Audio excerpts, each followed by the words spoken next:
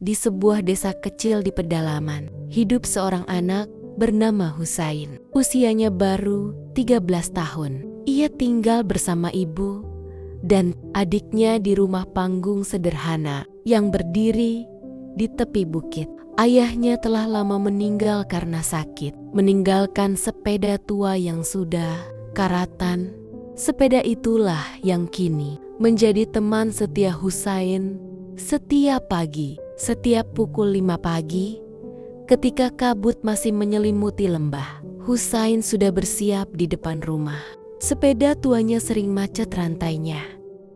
Ban belakangnya pun sudah tambal sulam. Namun baginya, sepeda itu bukan sekadar kendaraan, melainkan peninggalan ayahnya yang dulu sering mengantarnya ke sekolah dasar. Bismillah, gumamnya setiap kali mengayuh. Jarak menuju sekolah menengah pertamanya sekitar 15 km, melewati jalan tanah, jembatan bambu, dan bukit kecil yang menanjak curam. Kadang ia harus turun dan menuntun sepeda karena ban depannya sering selip di lumpur. Sesampainya di sekolah, Husain selalu menjadi yang paling awal. Bajunya basah oleh keringat.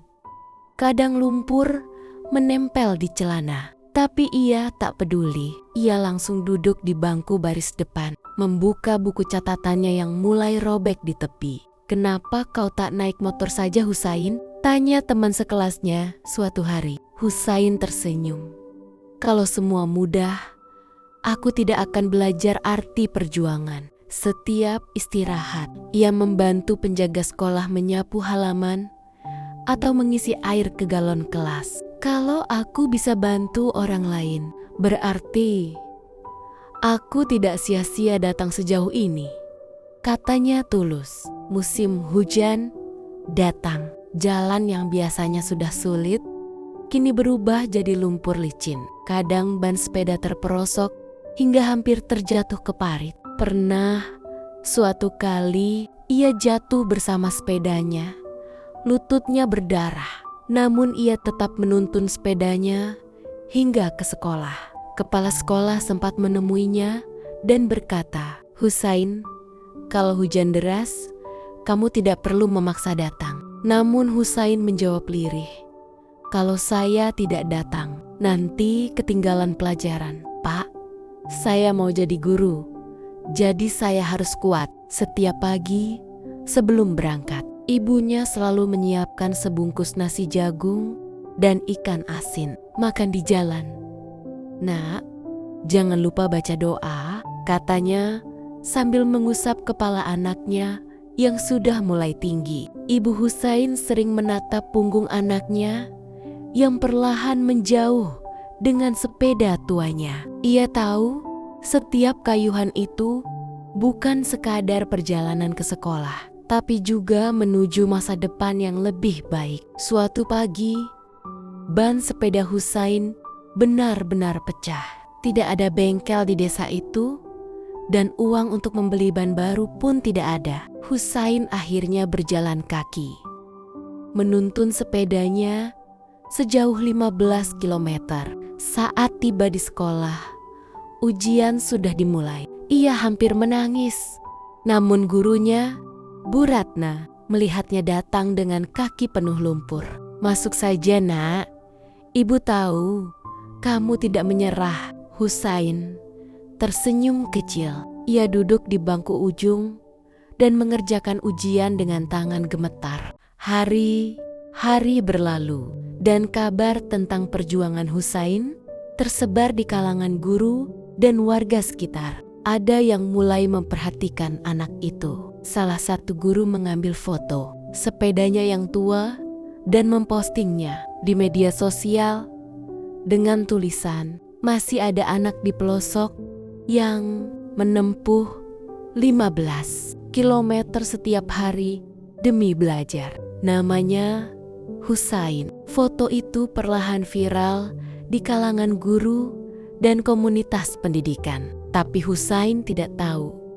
Ia tetap berangkat seperti biasa setiap pagi, tanpa pamer atau meminta belas kasihan. Suatu sore, Ketika ia baru pulang dari sekolah, datang seorang tamu ke rumahnya. Seorang lelaki berjaket biru dengan logo komunitas pendidikan. "Apakah ini rumah Husain?" tanyanya Rama. Ibu Husain mengangguk. Lelaki itu menyerahkan sebuah sepeda baru berwarna biru laut dan berkata, "Ini hadiah kecil dari teman-teman yang terinspirasi oleh perjuangan Husain." Husain menatap sepeda itu lama sekali, lalu berkata pelan, "Terima kasih, tapi bolehkah saya tetap menyimpan sepeda ayah saya?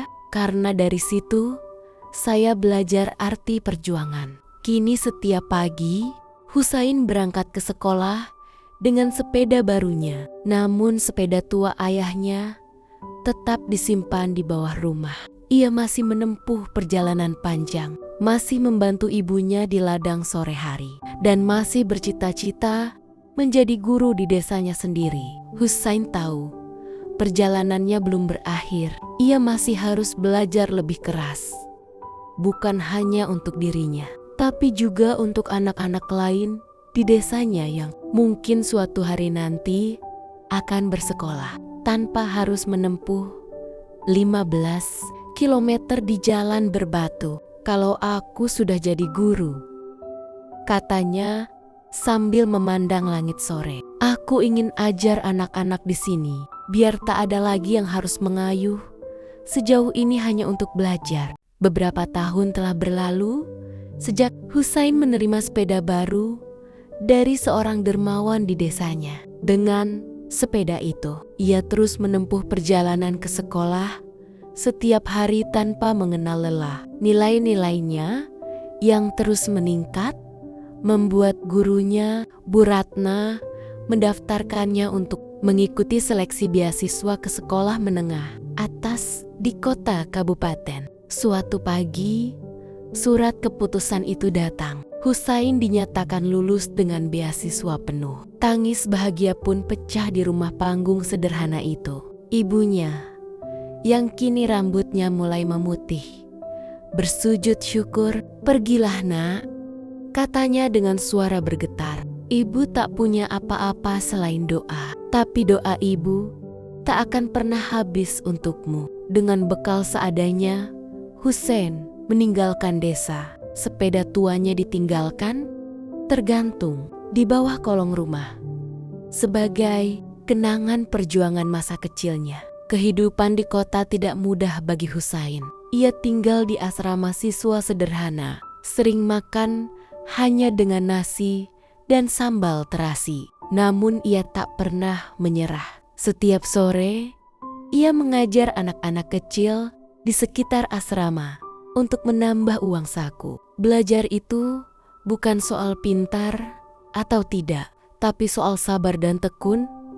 Begitu katanya pada anak-anak yang diajarinya. Ucapannya membuat beberapa warga mulai memperhatikannya. Guru-gurunya di SMA pun kagum pada ketekunannya. Meski tak punya uang banyak, Husain selalu datang lebih awal dan membantu membersihkan kelas sebelum pelajaran dimulai.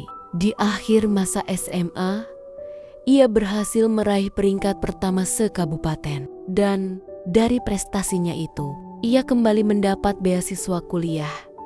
Kali ini di Universitas Negeri di kota besar. Jurusan Pendidikan. Husain kini berusia 20 tahun, menjadi mahasiswa yang dikenal rajin dan rendah hati. Ia sering menjadi relawan mengajar di daerah pelosok yang kekurangan guru, terutama saat libur semester.